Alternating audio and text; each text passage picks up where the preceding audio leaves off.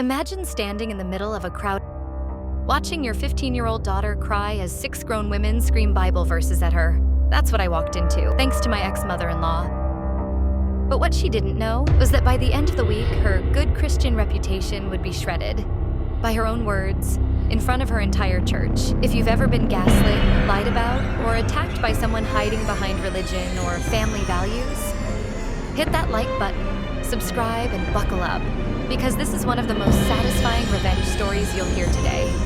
My name's Claire. I'm 46, and for most of my adult life, I tried to be the good wife. Good mother, good daughter-in-law, good everything. But when my husband Mark died last year in a car accident, I discovered that good was never enough for his family, because in their eyes, I was never the problem. Until I refused to keep pretending. You see, Mark wasn't faithful. He'd been cheating on me for years with a woman from his office. I found out when our daughters, then 16 and 14, stumbled upon text messages between him and the other woman. That discovery broke us all. And when I confronted him, the mask came off. He admitted it, packed a bag, and left. I filed for divorce. But before the paperwork was finalized, he and that woman died in a car accident, leaving behind twin baby boys. The babies were innocent, but the emotional wreckage wasn't.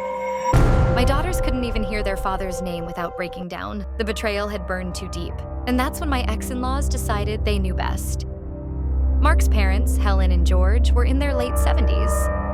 On the outside, they looked like the perfect sweet old church couple, always baking pies for fundraisers, always quoting scripture. But behind that sweet exterior was a cruel, manipulative pair of narcissists who thought their son could do no wrong. When he died, instead of comforting my girls, they blamed them. Yes, they blamed teenagers for driving their father to his death by exposing his affair.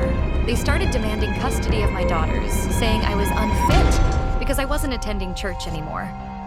They even tried to move into our house to help. That's when I finally drew the line. We went no contact. But Helen, my ex-mother-in-law, didn't take no for an answer. Fast forward to last month.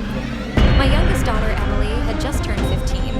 To celebrate, I gave her a little budget and let her run wild at the weekend farmer's market. Her favorite place. Chocolate, candy, baked goods. She was in heaven. An hour passed. I started to wonder why she hadn't come back yet. Just as I was about to call her, my phone buzzed. Emily's voice was trembling. Mom, some women won't let me leave. They're saying awful things about us. I sprinted through the market with my older daughter, Sarah, beside me. And there they were. 6 older women surrounding my crying daughter like vultures around a carcass. One of them had her hand on Emily's arm. Another was waving a Bible in her face. They were shouting things like, "You should be ashamed for abandoning your grandparents. What kind of Christian turns her back on family? Your poor baby brothers need you." I saw red. I stepped between them and my daughter so fast one of them stumbled back. "Touch my child again," I said, "and you'll need more than prayers." One woman sneered, "You should obey your husband's parents like a good Christian wife." The word wife hit like acid. My husband was dead, and they knew exactly what he'd done. I told Sarah to take her sister and the bags and go to the car. Then I turned back to those women. Women I recognized from Helen's church. I let them have it. I told them what kind of Christian spreads lies about grieving children. I told them how my daughters were in therapy because of Helen's cruelty. And I told them if I ever saw them near my family again, I'd file harassment charges. It got heated. Loud enough that market staff asked us all to leave. As I walked to my car, they followed me, still shouting insults. When I finally shut the car door, my hands were shaking. Emily sobbed into her sister's shoulder. That night, something inside me snapped. Enough was enough. After putting my girls to bed, I messaged a friend from that church, someone decent. He was horrified by what happened and said, "Claire, you won't believe this, but your mother-in-law posted a story about you on the church Facebook page." He sent screenshots, and my blood boiled. Helen had written a fictional tragedy starring herself as the saintly grandmother, and me, and my daughters as the villains. She claimed I refused to care for her and George in their old age, that I stole their inheritance, and worst of all, that I abandoned the twin boys who were born through a surrogate because I couldn't have more children. She turned my husband's affair into a fake surrogacy. Hundreds of comments. Dozens of praying for you, Helen. And that poor woman, her daughter-in-law, is heartless. It was disgusting. But that's when I remembered something about that church. They might overlook gossip or even cruelty. But cheating? That was their mortal sin. And Helen had built her whole lie on pretending my husband's affair wasn't an affair. So, I decided to show them the truth.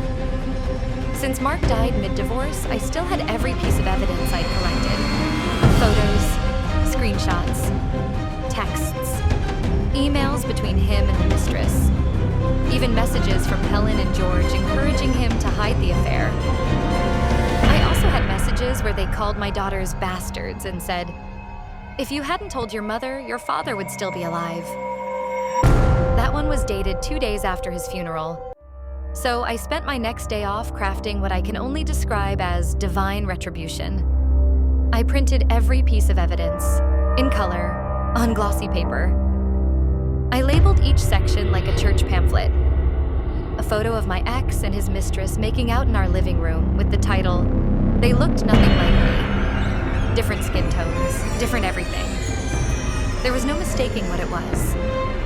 Then I took all those packets and made them look exactly like the little hymn booklets the church used during Sunday service.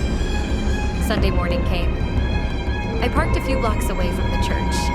My heart was pounding, not from fear, but from pure adrenaline. I walked into the lobby like I owned the place. The greeter smiled and said, "Good morning." I smiled back, handed her a tray of my hymn packets, and said, "Thought I'd drop these off for the next service." She thanked me and placed them right on the back table where people grabbed their songbooks. I walked out into the sunlight feeling lighter than I had in months. By the next afternoon, my phone was exploding with messages. The gossip mill had erupted. Someone had opened one of the packets mid-service. By the time the sermon was over, half the congregation knew that Helen's surrogate story was a complete lie, and that her perfect son was a serial cheater. People were furious. The Facebook group turned into a battleground. The comments went from, "Praying for you, Helen," to, "You should be ashamed," and "How dare you use God to cover your family's sins." Even the pastor had to step in and lock the thread. Helen tried to delete her post, but it was too late. Screenshots were everywhere. My friend told me that during the next service, Helen and George were publicly confronted by a few longtime members. By the following week, they had stopped attending entirely. 2 days later, I got a letter in the mail. Not from Helen, from the church. They apologized to my daughters, called what happened deeply unchristian, and even invited us to come back for healing and support. I declined politely. Helen, meanwhile, made one last Facebook post. She wrote, "No one cares for the elderly anymore. My great son would have taken care of us, my great son. The same man who lied, cheated, and left his daughters traumatized. Somehow, I think he's taking care of her just fine. From wherever karma sends people like that." Seeing those Facebook screenshots, seeing all those people finally realizing who she really was, it felt like breathing again after months underwater. For so long, she'd controlled the narrative. She was the saint, and I was the sinner. But now, everyone saw the truth. In her own words, in his own handwriting. There's a special kind of peace that comes when you stop fighting to be believed, and just let the truth speak for itself. Sometimes revenge isn't about shouting louder. It's about letting facts whisper for you. Because when people build their reputation on lies, the truth doesn't just destroy them, it unmasks them. If that ending gave you chills, hit that like button and tell me in the comments. What's the most satisfying karma you've ever seen? And don't forget to subscribe for more true stories of poetic justice, betrayal, and sweet, sweet revenge.